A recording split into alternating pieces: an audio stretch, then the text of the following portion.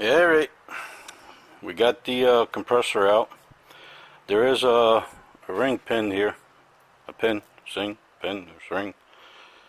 That's what it looks like. You have to take it out of here. Let me see if it's in this one. No, it's not in that one, that's for sure. Okay, but either way, take that retaining spring out. This comes off the pulley, and now we take the coil out. It's gonna be a little tricky to do. Let's see if I can do it with one hand.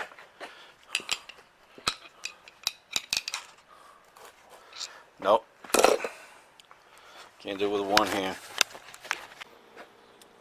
Okay, we got the coil, magnetic coil out. Here it is. A couple of love taps and it came out. This basically all it does is it sits in here like that, and when you turn on the air conditioner in the car, it energizes this magnetic coil, which in turn engages the clutch by pushing it in or pressing it in, pulling it in, whichever way you want to call it, and it engages this clutch, and the clutch out there, there's teeth inside here. Here, let me show you on this one. Right in there, there's teeth, and once it engages,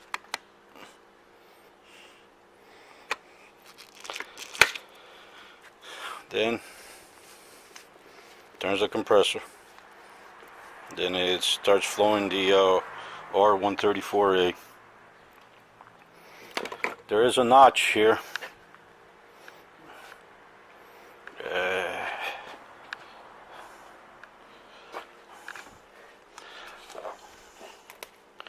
There's a notch here that, oops, I forgot. I have to take the retainer out. I bought a new one, brand new one, on one of these. Somewhere's Junior put it, so now I got to use my cheap ones. So I take that off.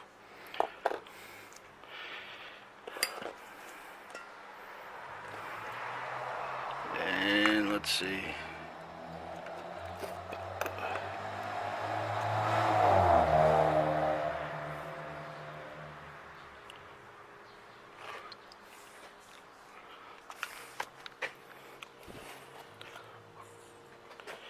Gotta figure out which way it went,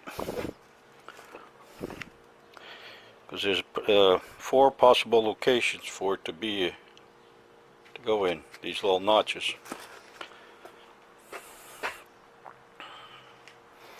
I don't know if it was like that.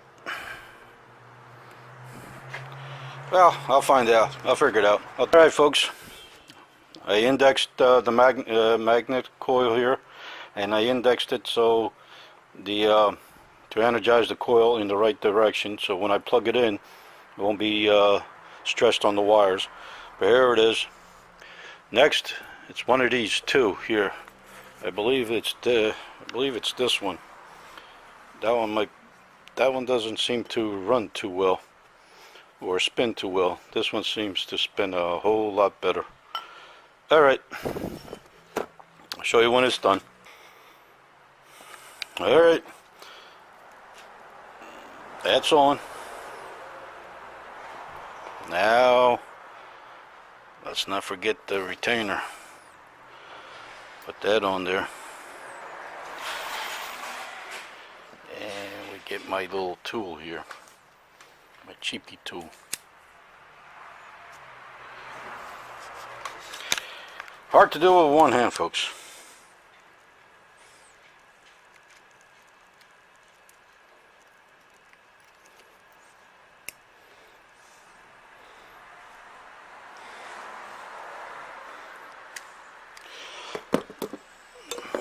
See if I can get it in there now.